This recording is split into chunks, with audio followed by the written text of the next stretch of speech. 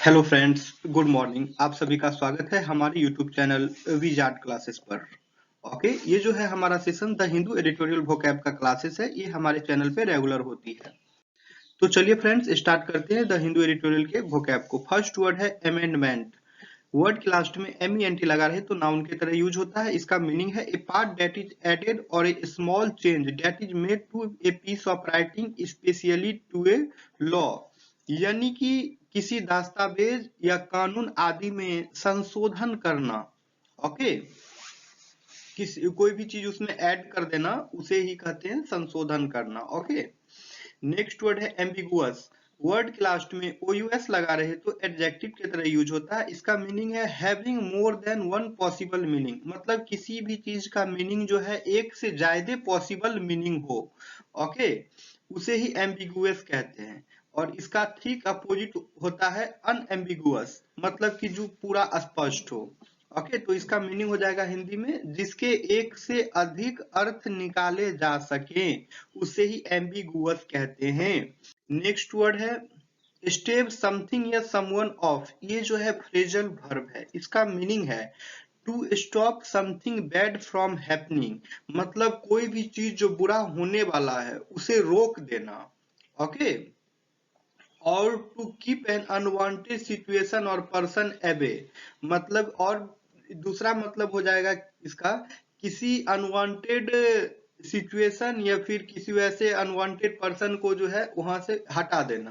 ठीक है, दूर कर देना किसी अनवांटेड सिचुएशन को या फिर अनवांटेड पर्सन को जो है वहां से दूर कर देना, उसे ही कहते हैं स्टेप समथिंग या समवन ऑफ। इसका हिंदी मीनिंग देख लीजिए, कुछ बुरा होने से रोकने के लिए या किसी अवांछित स्थिति या व्यक्ति को आमतौर पर अस्थायी रूप से दूर रखने के लिए।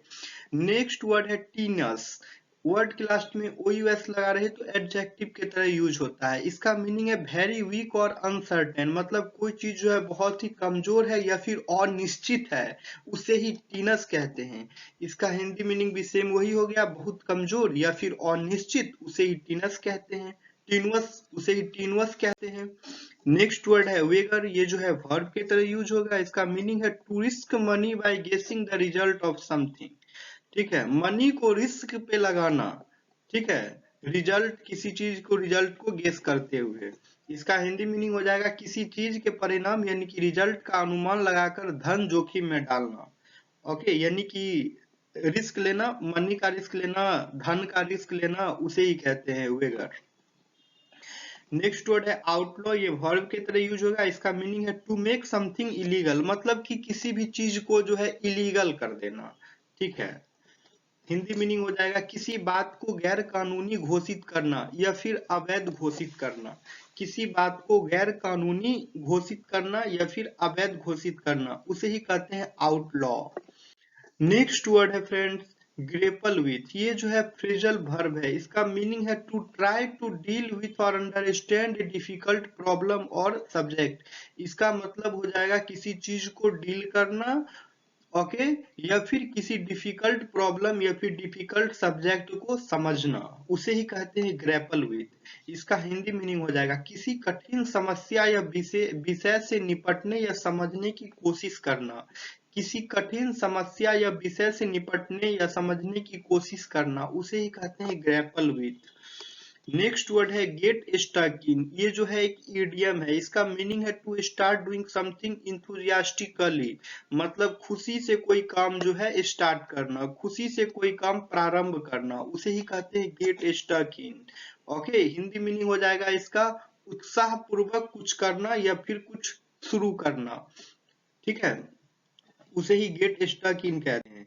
नेक्स्ट वर्ड है पॉन्डर। ये जो है वर्ब की तरह यूज होगा। इसका मीनिंग है to think about something carefully और फॉर ए लॉन्ग टाइम।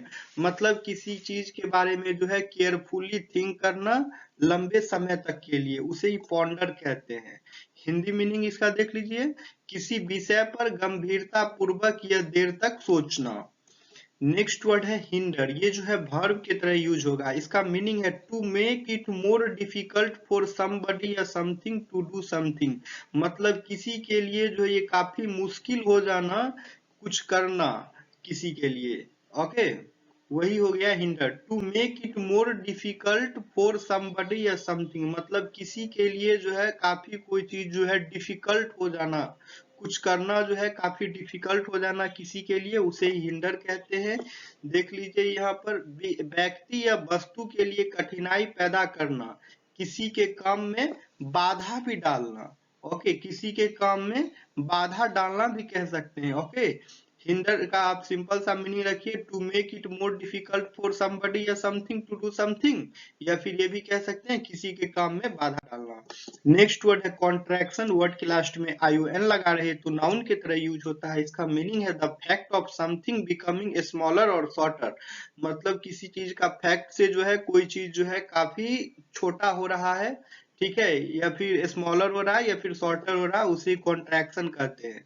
ठीक है, यानी कि किसी चीज के छोटे या छोटे होने का तथ्य, उसे ही कॉन्ट्रैक्शन कहते हैं। नेक्स्ट वर्ड है ट्रैक्शन।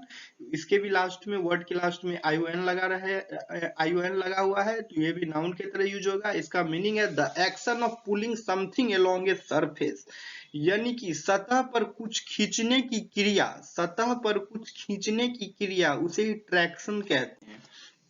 नेक्स्ट वर्ड है औगुरी। औगुरी, ठीक है, AUGURY, औगुरी। ठीक है, इसका प्रोनाउंसिएशन आप लोग देख लीजिएगा। ओके, ये जो है नाउन की तरह यूज होगा। इसका मीनिंग है a sign of what might happen in the future, मतलब कि एक संकेत होना, एक साइन होना, एक सिंबल होना कि फ्यूचर में क्या घटित हो सकता है। ओके, उसे ही औगुरी कहते हैं। इसका हिंदी मीनिंग भी देख लीजिए, भविष्य में क्या हो सकता है, इसका एक संकेत। ओके, इसका हिंदी मीनिंग हो जाएगा, इसका हिंदी मीनिंग हो जाएगा भविष्य में क्या हो सकता है, इसका एक संकेत। ठीक है, नेक्स्ट वर्ड है एप्रिसिएबली। वर्ड के लास्ट में ly लगा रहे तो एडवर्ब की तरह यूज होता है। इसका मीनिंग है in a way that is enough to have an important fact, important effect, मतलब कि एक तरह से जो एक महत्वपूर्ण प्रभाव डालने के लिए पर्याप्त है। नेक्स्ट वर्ड है ऑप्टिमिज्म। वर्ड के लास्ट में ISM लगा हुआ है तो नाउन की तरह यूज होगा। इसका मीनिंग है the feeling that the future will be good और सक्सेसफुल, मतलब कि भविष्य के अच्छा या अनुकूल होने का भाव। तो फ्रेंड्स, ये जो था हमारा द हिंदू एडिटोरियल वोकैब का क्लास था। अगर आप लोगों को हमारा वीडियो पसंद आ रहा हो तो आप प्लीज मेरे चैनल को सब्सक्राइब अवश्य कर लें। ओके, जो लोग चैनल पे नए हैं वो लोग चैनल को सब्सक्राइब अवश्य कर लें। ओके, और सभी लोग वीडियो को लाइक करते रहें। ओके फ्रेंड्स, तो मैं सेशन को एंड करता हूँ, कल फिर मिलेंगे वोकैब के क्लास में। Okay friends, thank you everyone, फिर मिलते हैं।